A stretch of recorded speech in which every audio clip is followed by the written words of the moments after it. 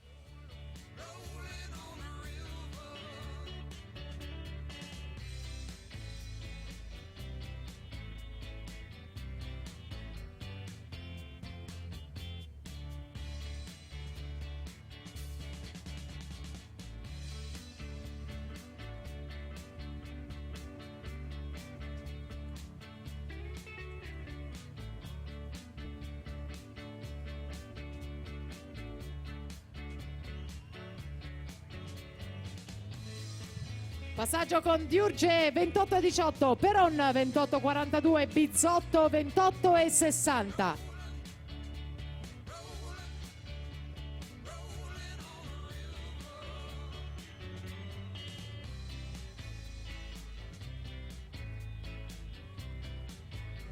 Siamo nella finale di gara, Peron che rientra, si va a prendere la vittoria, 57-70 e va ad infrangere anche il primato della manifestazione che era di Sciocchetti e dunque Bizzotto secondo.